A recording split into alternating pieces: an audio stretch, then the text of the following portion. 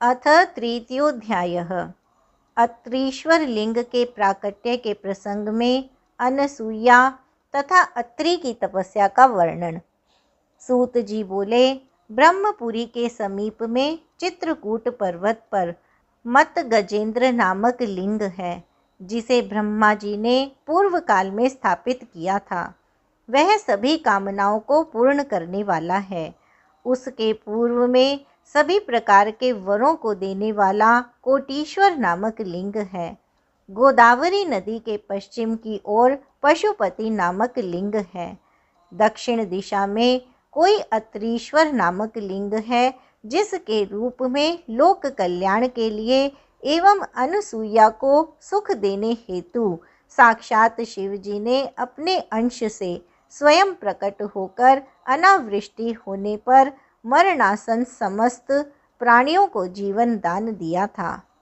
ऋषिगण बोले, हे महाभाग्य सूत, हे सुव्रत, वहाँ पर परम दिव्य अत्रीश्वर नामक लिंग का प्रादुर्भाव किस प्रकार हुआ है, उसे आप यथार्थ रूप से बताइए। सूत जी बोले, हे श्रेष्ठ ऋषियों, आप लोगों ने बहुत ही उत्तम प्रश्न किया है। अब मैं उस शुभ कथा को कहता हूँ, जिसे निरंतर सुनकर मनुष्य निश्चित रूप से सभी पापों से मुक्त हो जाता है। चित्रकूट के समीप दक्षिण दिशा में कामद नामक एक विशाल वन है, जो सज्जनों एवं तपस्वियों का कल्याण करने वाला है। वहाँ ब्रह्मा के पुत्र महर्षि अत्रि अपनी पत्नी अनसूया के साथ अति कठिन तप करते थे। हे मुने, पहले किसी समय दुर्भाग्य से जीवों को दुख देने वाली 100 वर्ष की भयानक अनावृष्टि हुई। हे मुनीश्वरों, उस समय सभी वृक्ष, पत्ते तथा फल सूख गए।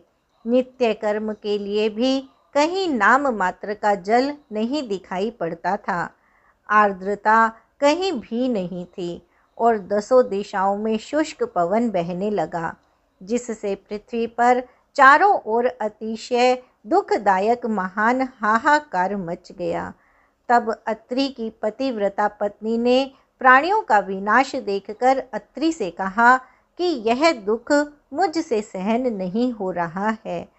तब वे मुनिवर अत्रि स्वयं आसन पर स्थित हो 3 बार प्राणायाम कर समाधि में लीन हो गए। इस प्रकार वे ज्ञानी मुनि श्रेष्ठ अत्रि आत्मा में स्थित निर्विकार शिव स्वरूप परम ज्योति का ध्यान करने लगे। तब गुरु की समाधि में लीन हो जाने पर उनके शिष्य अन्न के अभाव में अपने गुरु को छोड़कर दूर चले गए। तब वे पतिव्रता अनसूया अकेली हो गईं और वे प्रसन्नता के साथ निरंतर उन मुनि श्रेष्ठ की सेवा करने लगीं। वे सुंदर पार्थिव शिवलिंग बनाकर मंत्र के द्वारा विधिवत मानस उपचारों से पूजन करती थीं और बारंबार शंकर जी की सेवा कर भक्ति से उनकी स्तुति करती थीं। हाथ जोड़कर स्वामी सदाशिव की प्रदक्षिणा कर सुंदर चरित्र वाली वे मुनि पत्नी अनसूया प्रत्येक परिक्रमा में दंडवत प्रणाम करती थी। उस समय उन शोभाशालिनी अनसूया को देखकर संपूर्ण दैत्य एवं दानव वहां घबरा गए और उनके तेज के कारण दूर खड़े हो गए। जिस प्रकार अग्नि को देखकर लोग दूर रहते हैं, उसी प्रकार उनको देखकर लोग समीप में नहीं आते थे। हे विप्रेंद्रों, अत्रि की तपस्या की अपेक्षा अनसूया द्वारा मन, वाणी एवं कर्म से किया गया शिव सेवन विशिष्ट था। इस प्रकार जब तक मुनिवर अत्रि प्राणायाम परायण होकर समाधि में लीन रहे, तब तक वे देवी उनकी सेवा करती रहीं। हे मुनिवर, इस प्रकार वे दोनों पति पत्नी अपने अपने कार्य में परायण होकर स्थित रहे। वहाँ कोई अन्य स्थित न रहा। चिरकाल व्यतीत हो जाने पर भी इस प्रकार ध्यान में मग्न ऋषि श्रेष्ठ अत्रि को किसी वस्तु का भान न रहा। पतिव्रता अनसूया भी अपने पति अत्रि तथा अपने इष्ट देव सदाशिव की सेवा करने लगीं और उन सती को भी किसी अन्य वस्तु का ज्ञान न रहा। तब उन अत्रि की तपस्या तथा अनसुईया के शिवाराधन से प्रसन्न होकर संपूर्ण देवता, ऋषिगण तथा गंगा आदि सभी नदियाँ, ये सभी उन दोनों का दर्शन करने के लिए प्रेम पूर्वक वहाँ आए। अत्रि की तपश्चर्या एवं अनसुईया की सेवा देखकर वे बड़े आश्चर्य में पड़ गए। उन दोनों के अद्भुत तप तथा उत्तम सेवा भाव को देखकर वे कहने लगे कि अत्रि का तप तथा अनसुईया की आराधना, इन दोनों में कौन श्रेष्ठ है। इसके बाद उन दोनों को देखकर उन्होंने कहा कि भजन श्रेष्ठ है। पूर्वकालीन ऋषियों ने भी दुष्कर तप किया था, किंतु ऐसा कठिन तप किसी ने कभी भी नहीं किया, ऐसा उन्होंने कहा। ये अत्रि धन्य हैं एवं ये अनसुईया भी धन्य हैं, जो कि ये दोनों प्रेम पूर्वक घोर तपस्या कर रही हैं। त्रिलोकी में इस प्रकार का शुभ, उत्तम तथा कठिन तप किसी ने किया हो, यह बात इस समय तक जानी नहीं जा सकी है।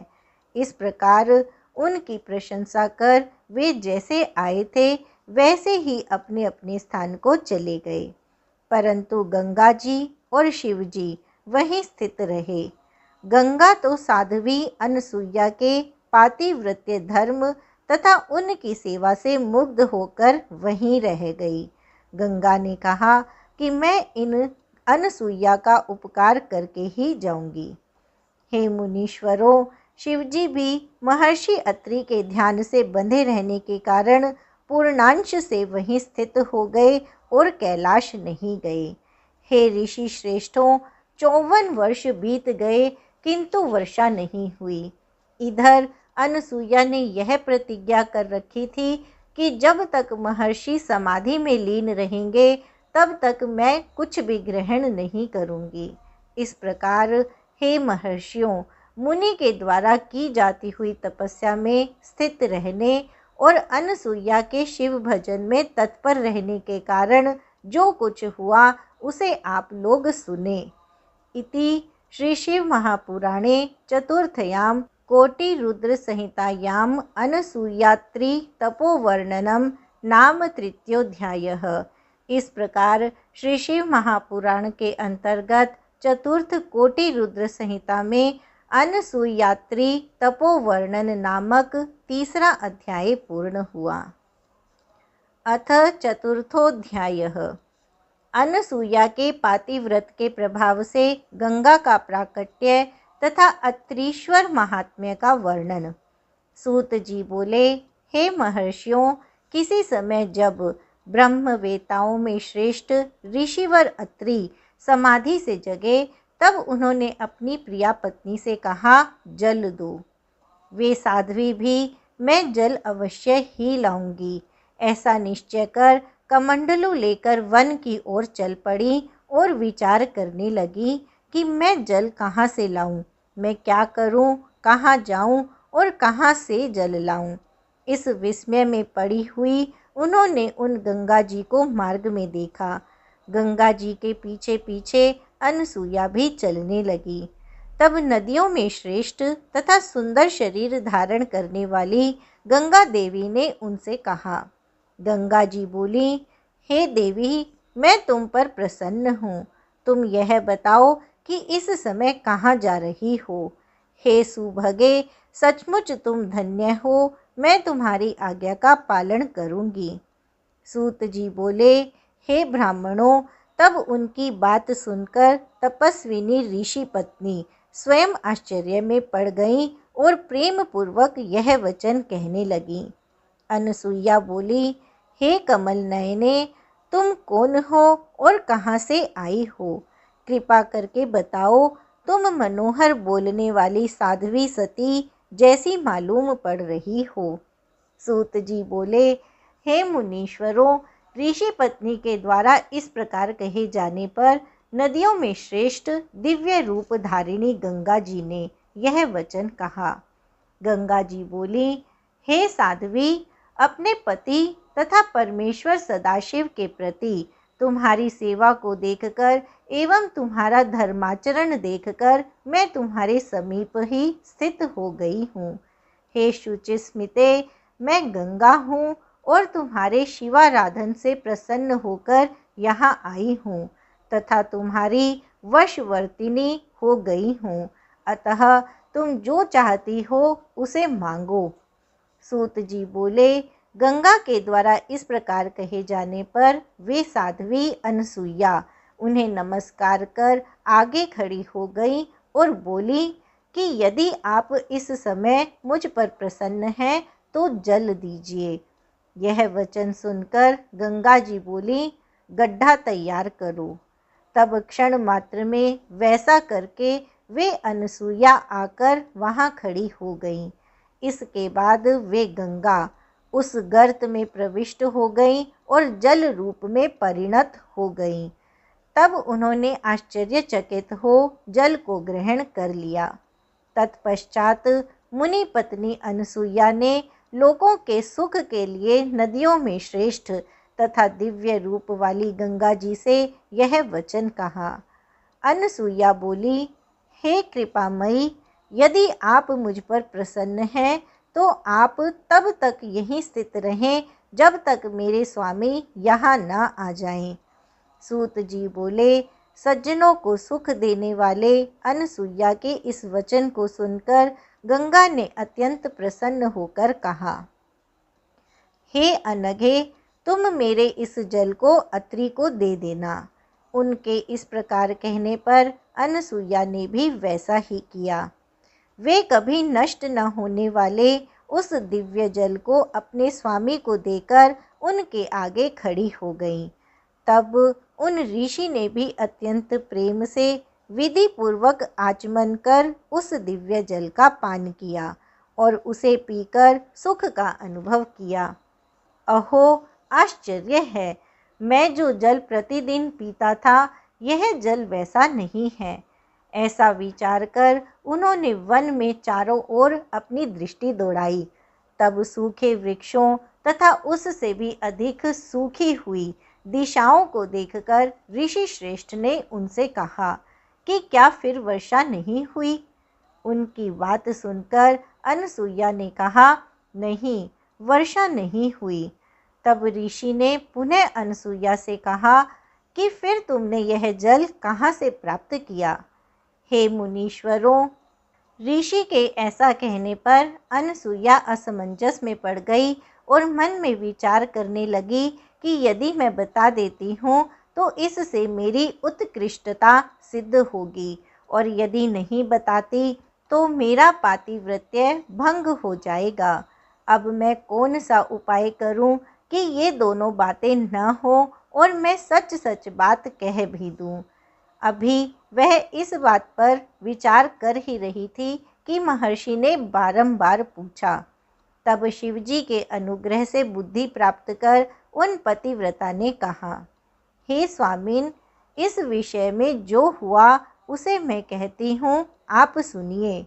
अनसुईया बोली, महादेव के प्रताप से तथा आपके पुण्यों से गंगा यहीं पर आई हुई है। यह उन्हीं का जल है। सूत जी बोले, तब इस वचन को सुनकर महर्षि को बड़ा आश्चर्य हुआ और उन्होंने मन से शंकर जी का स्मरण करते हुए प्रेम पूर्वक अपनी पत्नी से कहा। अत्रि बोले, हे प्रिये, हे सुंदरी, यह तुम सत्य वचन कह रही हो अथवा झूठ, तुम सच कहती हो या मिथ्या, मैं निश्चय नहीं कर पा रहा हूँ, क्योंकि यह अत्यंत दुर्लभ है। हे शुभे, जो सदा योगियों तथा देवताओं के लिए भी असाध्य है, वह आज किस प्रकार हो गया? मुझे तो महान विस्मय हो रहा है। यदि ऐसा है तो मैं देखना चाहता हूँ, तभी विश्वास करूँगा, अन्यथा नहीं। तब उनका वचन सुनकर उनकी पत्नी अनसुईया ने पति से कहा। अनसुईया बोली, हे नाथ, हे महामुने, यदि आपकी इच्छा नदियों में श्रेष्ठ गंगा के दर्शन की हो तो आप मेरे साथ चलिए।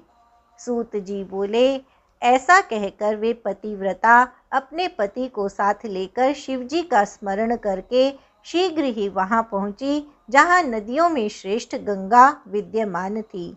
उसके बाद उन पतिव्रता ने अपने पति को उस गड्ढे में स्थित दिव्य स्वरूप वाली गंगा का दर्शन कराया।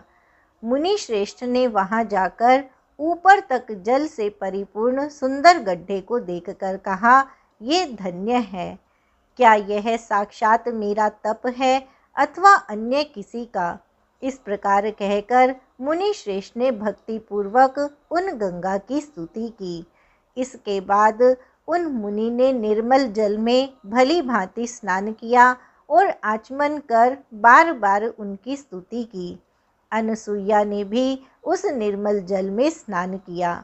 इसके बाद उस पतिव्रता अनसुईया तथा मुनि ने वहाँ नित्य कर्म संपन्न किया। उसके बाद गंगा ने अनसुईया से कहा कि अब मैं अपने स्थान को जा रही हूँ। गंगा के ऐसा कहने पर उस साध्वी ने पुनः उन श्रेष्ठ नदी गंगा से कहा।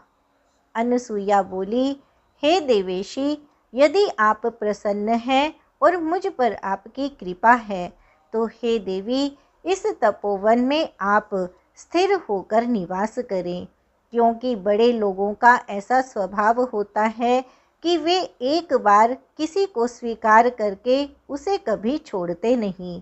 इतना कहकर दोनों हाथ जोड़कर वे पुनः उनकी स्तुति करने लगीं।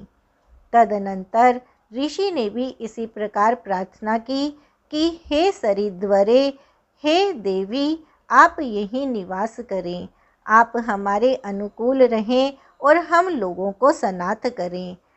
तब उनके इस मनोहर वचन को सुनकर नदियों में श्रेष्ठ गंगा का मन प्रसन्न हो गया। इसके बाद गंगा ने अनसुईया से यह वचन कहा। गंगा जी बोली, हे अनसुये, यदि तुम भगवान शंकर के अर्चन एवं अपने स्वामी की सेवा का वर्ष भर का फल मुझे प्रदान करो तो मैं देवताओं के उपकार के लिए यहाँ स्थित रहूँगी।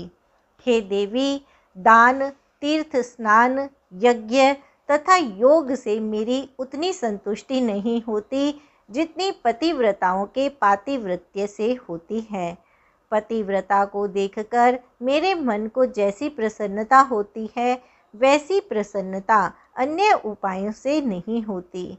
हे सती अनसुये, मैं सत्य कहती हूँ, पतिव्रता स्त्री को देखकर मेरा पाप नष्ट हो जाता है और मैं विशेष रूप से शुद्ध हो जाती हूँ। पतिव्रता स्त्री पार्वती के तुल्य है। इसलिए यदि तुम लोकहित के लिए वह पुण्य मुझे देती हो और कल्याण की इच्छा करती हो तो मैं यहाँ स्थिर हो जाऊंगी। सूत जी बोले, यह वचन सुनकर पतिव्रता अनसुईया ने वर्ष भर का वह सारा पुण्य गंगा को दे दिया। बड़े लोगों का ऐसा स्वभाव है कि वे दूसरों का हित करते हैं। इस विषय में सुवर्ण, चंदन तथा इक्षु रस दृष्टांत स्वरूप हैं। अनसुईया के उस महान पातिव्रत्य कर्म को देखकर महादेव प्रसन्न हो गए और उसी क्षण पार्थिव लिंग से प्रकट हो गए। शंभु बोले, हे साध्वी, हे पतिव्रते, तुम्हारे इस कर्म को देखकर मैं प्रसन्न हूँ। हे प्रिय, तुम मुझसे वर मांगो क्योंकि तुम मुझे अत्यंत प्रिय हो। इसके बाद वे दोनों पति पत्नी 5 मुखों से युक्त तथा मनोरम आकृति वाले शिव को देखकर अत्यंत आश्चर्यचकित हो गए और उन्होंने दोनों हाथ जोड़कर महाभक्ति से युक्त हो नमस्कार करके स्तवन किया। फिर लोक का कल्याण करने वाले उन शंकर की भली भांति अर्चना करके उनसे कहने लगे। पति पत्नी बोले, हे देवेश, यदि आप प्रसन्न हैं और ये जगदम्बा भी प्रसन्न हैं तो आप इस तपोवन में निवास करें और लोगों के लिए सुखदायक हों। इस प्रकार प्रसन्न हुई गंगा तथा प्रसन्न हुए सदाशिव वे दोनों वहाँ स्थित हो गए जहाँ ऋषि श्रेष्ठ अत्रि रहते थे।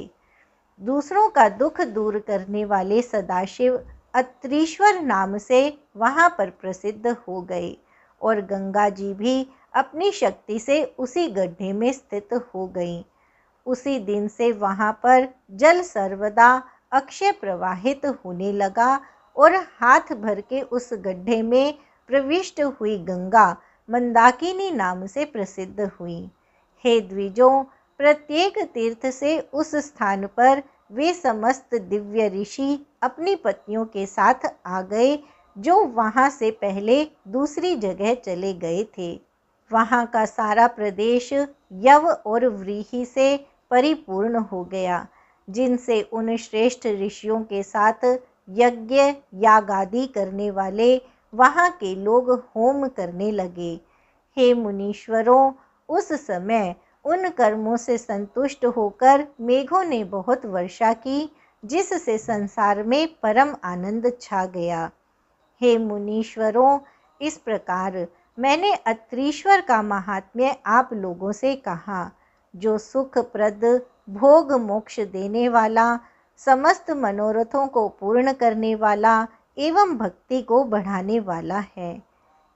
इति श्री शिव महापुराणे चतुर्थयां कोटिरुद्र संहितायां अत्रीश्वर महात्म्य वर्णनम नाम चतुर्थोऽध्यायः। इस प्रकार श्री शिव महापुराण के अंतर्गत चतुर्थ कोटिरुद्र संहिता में अत्रीश्वर महात्म्य वर्णन नामक चौथा अध्याय पूर्ण हुआ।